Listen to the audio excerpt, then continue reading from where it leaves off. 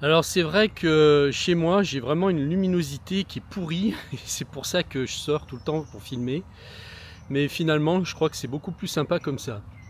Donc aujourd'hui je voulais vous lire un texte que j'ai écrit dernièrement qui sort de mes tripes et j'espère que ça vous parlera. Voilà. Donc je vais lire tout simplement sur des bêtes feuilles de papier. L'efficacité est un domaine qui me passionne depuis très longtemps. Non pas par obsession de productivité, mais parce que j'y ai toujours vu une manière de trouver la liberté. Que l'on soit employé ou à son compte, on a tous le même problème, la sensation de ne pas avoir assez de temps ou d'énergie pour faire ce qu'on voudrait. On a l'impression de courir du matin au soir, à devoir tout gérer dans une société complètement folle.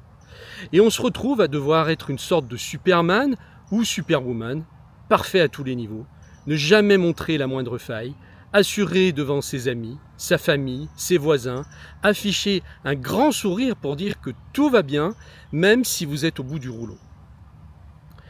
Non, car vous n'avez absolument pas le droit de ne pas aller bien, de vous sentir mal, épuisé, d'avoir envie de tout envoyer chier. Mais qui êtes-vous pour vous donner le droit de dire que ça ne va pas? D'ailleurs, faites le test. Le jour où vous croisez quelqu'un qui vous lâche ce satané « Bonjour, ça va ?» Répondez seulement non, sans vous justifier, et observez ce qui se passe. J'ai déjà essayé. La société nous a subtilement mis en tête que nous devions être des super maris ou femmes, des super pères ou des super mères, des super amis sur lesquels on peut compter tout le temps. Sans jamais broncher et surtout sans faire voir que ça ne va pas, même si c'est le cas. Seulement la réalité est tout autre. Nous sommes simplement des hommes et des femmes. Et si le mensonge dure trop longtemps, un jour, ça finit par claquer. Jamais on n'a vu autant de burn-out et de dépression que cette dernière décennie. En 2024, près d'un tiers des personnes actives en France ont déjà fait un burn-out. Un vrai, pas juste une petite fatigue, mais un effondrement total. Celui où vous vous retrouvez du jour au lendemain avec un système nerveux totalement épuisé qui ne répond plus. Et le pire, c'est que on ne le voit jamais venir, parce qu'il faut tenir, parce que le déni est souvent le dernier rempart psychique qu'il nous reste. Jamais on n'a vu ça. Jamais les arrêts maladie liés à la santé mentale n'ont été aussi élevés. Et ce n'est pas un hasard. Ce monde va trop vite. Il exige trop.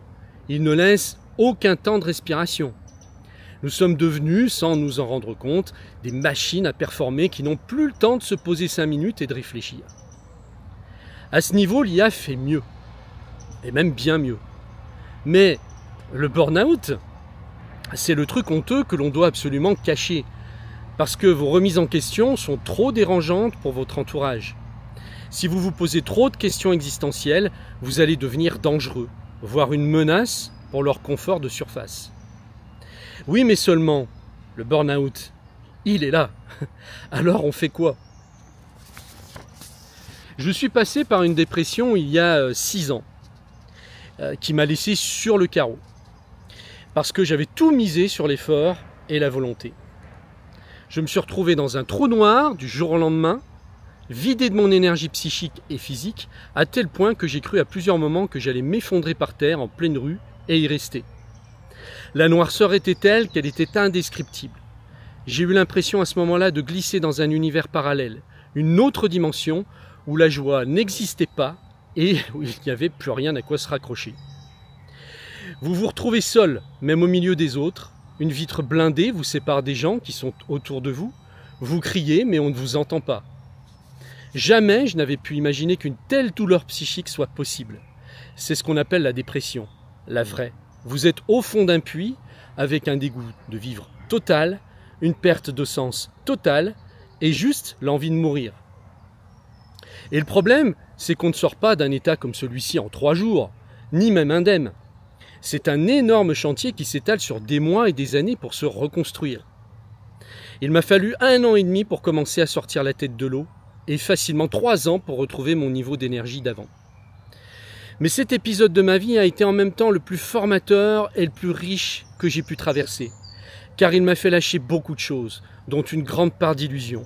Il m'a fait comprendre que l'essentiel n'était peut-être pas où j'avais cru qu'il était. Mon business a tourné quasi en automatique pendant 2 ans. Je travaillais en moyenne 1h30 par jour, parfois pas du tout. Et mon corps et mon esprit refusaient tout simplement de se mettre en action, quelle que soit la volonté que j'essayais d'y mettre. La vie m'avait forcé à me reposer. C'est à partir de ce moment-là que je me suis aperçu que la quantité de travail n'avait rien à voir avec les résultats obtenus. Et qu'on pouvait transposer ça dans tous les domaines de sa vie. C'est grâce à ce reboot total que progressivement, j'ai mis sur pied la meilleure méthode d'organisation que j'avais jamais conçue jusqu'à ce jour. Un système qui me permettait d'être ultra efficace pendant de courtes durées, capable de me laisser suffisamment de temps pour me reposer, sortir, marcher, lire, méditer, rencontrer des gens. Un système qui n'était plus basé sur l'effort et la volonté, mais qui avait comme moteur le plaisir de créer et de partager. J'en ai fait une formation intitulée « Efficacité extrême » et vous pouvez l'acquérir en cliquant sur le lien qui se trouve en dessous de la vidéo. Ce n'est pas un système qui s'adresse uniquement aux indépendants. Il peut être adapté à toutes les sauces, quelle que soit votre situation, y compris si vous n'avez pas d'emploi et que vous êtes père ou mère au foyer. Pourquoi? Parce que le travail n'est qu'un bloc de temps parmi tant d'autres finalement. Et que si vous l'enlevez ou le réduisez, il restera tous les autres qui ne seront pas moins importants, voire même plus, selon votre situation. Mais l'essentiel, c'est surtout que cette formation peut vous éviter de tomber dans le même piège que moi, qui croyait qu'avec la force, la volonté et les heures de travail, on pouvait tout. Mais la réalité est tout autre, parce qu'en fait, plus vous forcez, moins vous obtenez ce que vous voulez. Et la seule chose qui finira par se produire si vous continuez à tourner dans votre roue de hamster, c'est l'épuisement général. Non seulement vous ne pourrez plus répondre aux demandes des autres, mais c'est à vous-même que vous ne répondrez plus. Donc voilà, je vous propose ma formation qui traite, alors pas de ce sujet, mais qui permet justement d'éviter de tomber dans ce piège, l'organisation intelligente. Et si ça vous parle, eh bien je vous invite à vous la procurer. Je vous mets le lien dans la description de la vidéo. Je vous remercie de m'avoir suivi et je vous dis à très bientôt.